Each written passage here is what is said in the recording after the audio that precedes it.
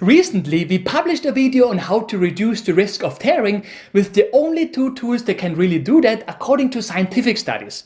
But after we published it, we received lots of emails from women who told us, guys, you forgot something really important in your video. You forgot to talk about what is the best birthing position to prevent tearing. Right. So in this video, we are going to discuss if there is something like a best birthing position to prevent tearing.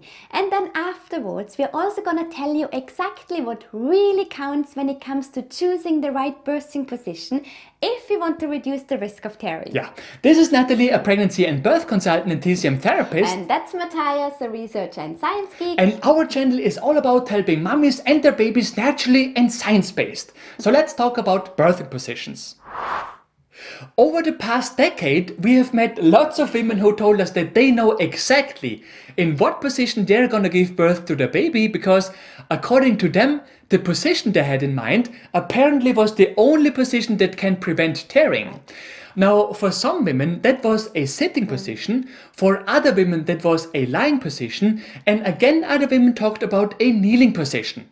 Let me tell you though that almost all of them ended up tearing, some of them pretty badly actually, and we're gonna see why later in this video. Yeah. Now, whenever we hear that a pregnant woman, particularly a first-time mom, knows already weeks before she goes into labor in what birthing position she wants to give birth to her baby, we are like, sure, it's your delivery, so you are the boss. But secretly, we would wish that she was more open to experiment what the best birthing position is for her, rather than having the one birthing position in her mind. And here is why. Yeah, so first of all, there are lots of scientific studies about which birthing position is the best to reduce the risk of tearing, in particular severe tearing, right? However, so far, scientists are still indifferent as to which birthing positions are superior to other positions. Yes. When it comes to birthing positions, you have upright positions on the one hand, which include sitting on a birthing stool, squatting, as well as kneeling, either with the trunk upwards or on all fours. And then you have horizontal positions, like lying on your side with your upper leg close to your chest, lying flat on your back, or with your trunk elevated, or with raised legs. Now, in general, most people believe that upright positions are the best positions if you want to prevent tearing. However, there is a large scientific review study, including more than 9,000 women without epidural anesthesia, which compared upright birthing positions with non-upright birthing positions. And they found that in general, women in upright birthing positions had a lower risk of episiotomy, which is that surgical cut made at the opening of the vagina, which is done in cases that would otherwise most likely lead to tearing. But they also found a possibly higher risk of second-degree tears. Second-degree means that the tear no longer only just involves the skin, but also the perineal muscles, which means that it requires stitches, right? Most importantly though, they could neither find any advantages nor any disadvantages of upright positions over horizontal positions when it comes to those severe tears, in other words, third and fourth degree tears. But does this mean that horizontal positions are better than upright positions if we want to prevent tearing? No, Nope. Not at all. In fact, several scientific studies have found that lying on your back or lying on your back with raised legs comes with a much higher risk of perineal tearing compared to most upright positions, in particular severe tearing. Yeah. And that's because such positions lead to a higher pressure on the anal muscles during the pushing phase, which are the very muscles which tear when you suffer from severe tears. Yes, so you see, some scientists find that upright positions increase the risk of having a second-degree tear compared to horizontal positions, but not necessarily the risk of severe tears.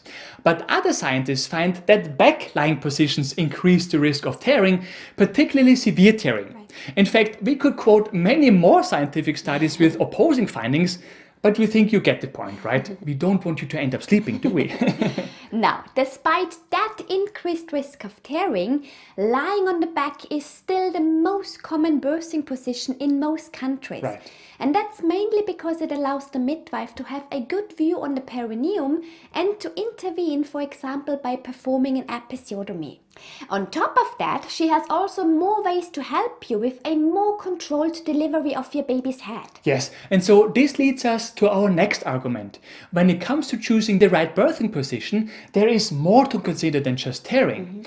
One example is what we just heard when we said that when you lie on your back, your midwife has a better view on your perineum compared to when you sit or squat, for instance, right? Other considerations are your baby's heart rate, for instance. In fact, it was found that abnormal baby heart rates are more likely to occur in positions when you lie on your back than if you are in an upright position. Yes. Upright birthing positions in general can also make a birth easier simply because of the gravity effects. Yeah.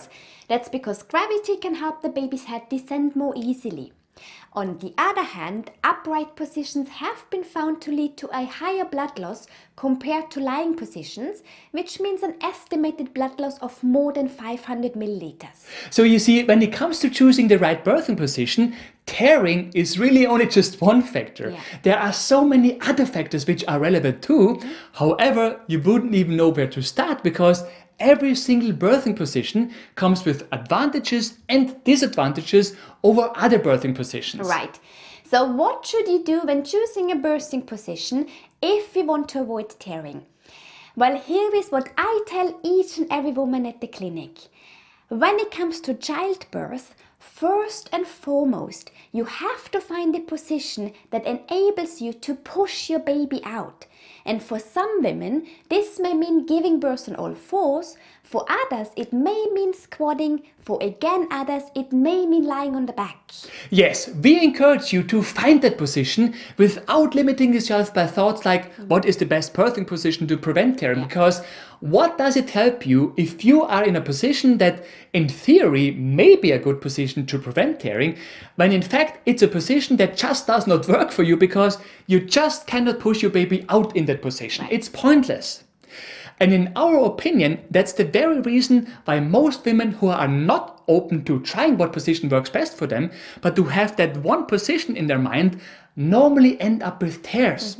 Because it's not necessarily a position they feel comfortable with in order to push their baby out. Exactly. Here is the secret. When it comes to reducing the risk of tearing during childbirth, it's not about the right birthing position. It's about the way you push your baby out. Because what happens during the pushing phase is that when you push, your baby moves a bit forward. And then when you stop pushing, your baby moves a bit backwards. And this is how it normally works during childbirth. One step forward, half a step backward. Now you may think, oh my god, this is going to take ages. No, don't worry, it's not as bad as we describe it here. But the reality is that this slow, controlled process is exactly what you need if you want to reduce the risk of tearing. Because with every step that your baby makes, your baby's head gently rolls out your pelvic floor so that it forms a tube, which is a process that we have explained in detail in our other video about how to prevent perineal tearing. And in that video, we also explained how to correctly apply a perineal massage, since most women do it the wrong way, right? Because if you prepare your perineum the right way, then you soften up the muscle tissue of the floor of the tube to make the muscles in that area more flexible. And it's that flexibility, together with that gentle process of your baby's head rolling out your pelvic floor and stretching your perineum step by step, which can help reduce the risk of tearing. In other words, your baby's head gently pushed through that tube is your best protection against tearing, particularly if you have properly prepared your perineum before you went into labor with a perineal massage. Yeah. But this is only possible in a position that you feel comfortable with. Because if you're not feeling comfortable in that position, then all you want to do is push out that baby as fast as possible to get out of that position. And this is exactly when most tears happen. Right, so don't limit yourself by thoughts like, what is the best birthing position to prevent tearing? Try to find the very position which enables you to push your baby out. During your delivery is not the time to worry about tearing. That's the job of your midwife, sometimes the job of your birth partner, right? But you worry about that during the weeks before you go into labor, when you prepare your perineum. Yeah. Keep in mind though, whatever you do, there is never a guarantee that you will not tear, because there are so many factors which can play a role here. But a perineal massage during the weeks before you go into labor is really the most effective way to reduce the risk of tearing, also according to clinical studies. Yeah, so if you want to know how to do this correctly, watch our video on how to prevent tearing. The video link can be found in the description below this video. We really hope that we were able to help you understand what is important when it comes to the process of actually delivering your baby if you want to avoid tearing. If you did find our video helpful, we would be super grateful if you could leave us a like. Yeah, and for more useful tips and tools on pregnancy and baby related topics, make sure to subscribe to our channel and to hit the bell.